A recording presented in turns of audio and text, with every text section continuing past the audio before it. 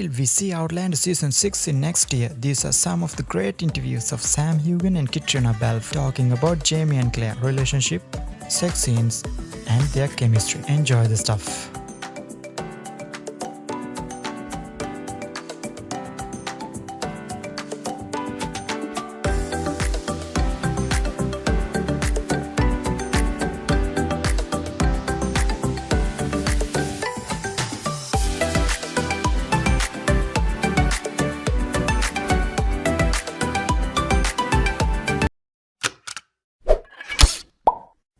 Oh, well, I think at its heart, it just has this beautiful, aspirational love story. You know, these two characters, Jamie and Claire, the love that they have for each other, it's just so timeless. And, you know, it spans centuries and continents. And I think, you know, it just really gives people something to aspire to. Definitely something for everyone, yeah. Yeah.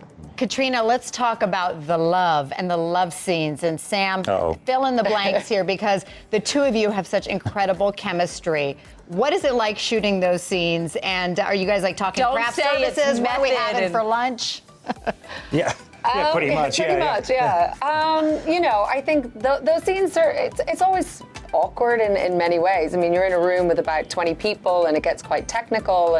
But I think, you know, we're very lucky that Sam and I now, it's been 4 years we've been working together and we have such a great friendship and a bond. And, you know, I think we trust each other. We kind of know, I don't know, he knows not to lie on my hair and hurt me anymore sometimes. Yeah. And I know what she's looking forward to for lunch. So. The heroes, the stars and now producers of the time-traveling, action-packed romance, Caitriona Balfe and Sam Heughan, here to join us.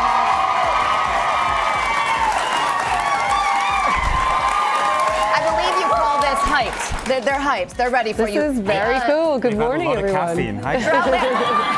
Outlander's over, okay? So let's start it out. When we left you off, Jamie and Claire were settled on Fraser's Ridge, but Jamie and Claire are never settled. What are they about to get into? Oh, you know, well, in the beginning, I think we have a really lovely opening episode. There may be a bit of a wedding and...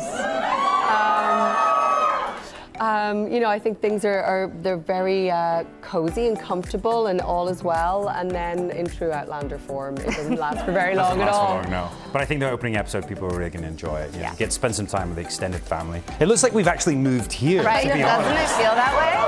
So This is actually, we travel with this all the time. These wicker chairs come along with them. Your chemistry as friends, as co-stars, has been talked about from the start, whether it's an action scene, a love scene, doesn't matter. It is working. How has that informed where you go next with Jamie and Claire's relationship?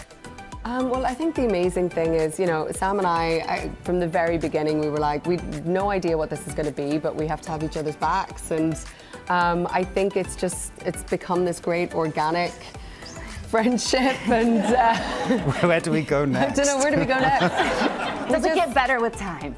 Of course it gets better with time. It just matures and consolidates. There's a shorthand, you know.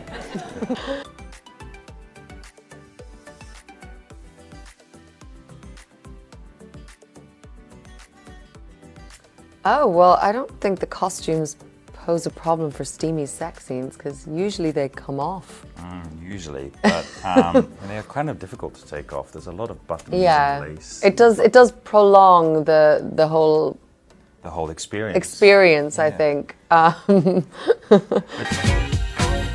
We've always tried to approach them with something more and show that it's something to do with, you know, to show the development of their relationship, or and obviously it is a part of the show that we have to deal with. I think we've always tried to make it further the story along, that it's not just there for, you know, titillation or just sticking in a sex scene for sex scene's sake. When we started this show, the way the sex scenes were sold to us, Ron was very adamant that he didn't want to do typical TV sex and that he wanted each time there was a sex scene, it had to say something about the couple or the story. And we've tried to make sure that that has maintained throughout the seasons.